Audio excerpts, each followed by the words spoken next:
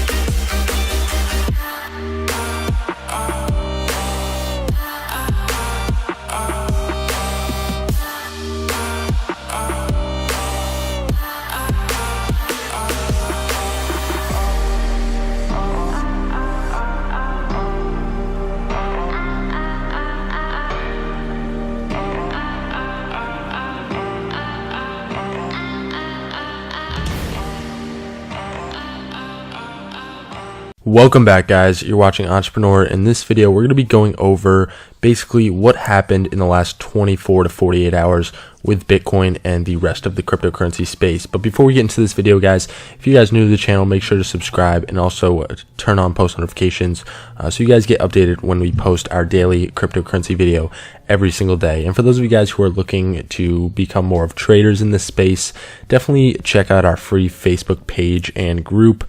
The link is in the description, and we put out a daily market analysis every single day outlining our top trades as well as the market sentiment for the day. So if you guys are interested in that, definitely check that out, and anything else you see in the description as well. So getting into the price movements in the last 24 hours, Bitcoin obviously kind of consolidating. We'll obviously take a look back at the charts in a second, but mostly consolidating.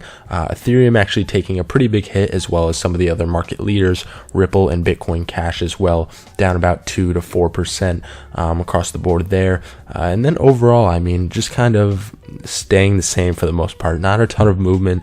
Bitcoin really bringing a lot of uncertainty to the markets right now. We'll touch on the one story that we're going to talk about today, but for now, my focus is really, like normal, on these undervalued projects that we've talked about in the past, due to the fact that I think eventually, within the next 6 to 12 months, somewhere in that timeline, I do think we're going to start to see a reversal in this overall downtrend that we've now been in for a good amount of time. So jumping into some TA on Bitcoin, on the daily chart, we are looking a little bit better. Obviously, we have started that descendance in the MACD, seen that crossover on volume.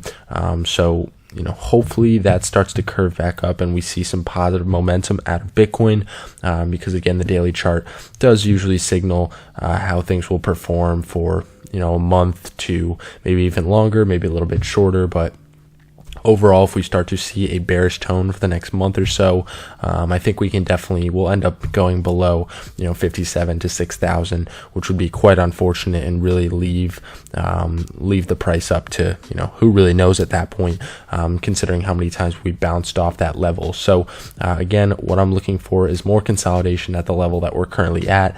I'm fine if we do drop down to 5,700 and 6,000 and bounce back up, but if we were to break below that, that's really what I'm worried about at this point. Jumping into the 4-hour though, this still does look positive, so I still do think there is a chance that we see a jump back towards the upside and start to see some movement back in that direction.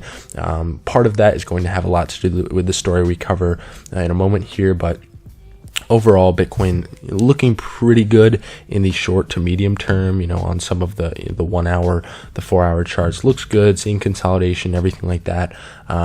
But the one thing that I'm really not liking still is that daily chart showing signals that we could still have some more room to push down, even if it's down to 5,700 to 6,000. So one other thing I want to mention for those of you guys who are looking for some pretty undervalued crypto, Ethereum's taken a pretty big hit as of late.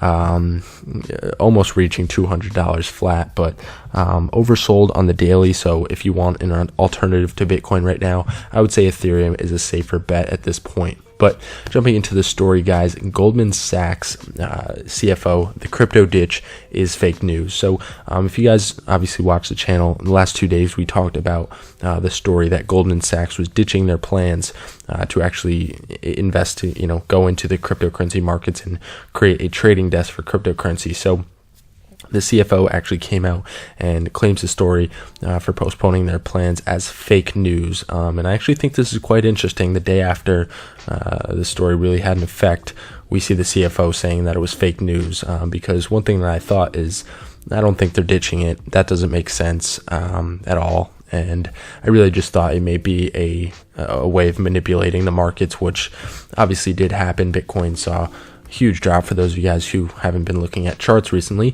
Bitcoin just saw that huge drop from 6,400 all the way down to now 7,400 to 6,400. So shaved off about 1,000 to 1,100 in price in literally like 16 hours. So I really do think that there may have been some manipulation here. I don't know if it was directly by Goldman Sachs or if the fake news was really just propagated out there in order to have this effect on the market.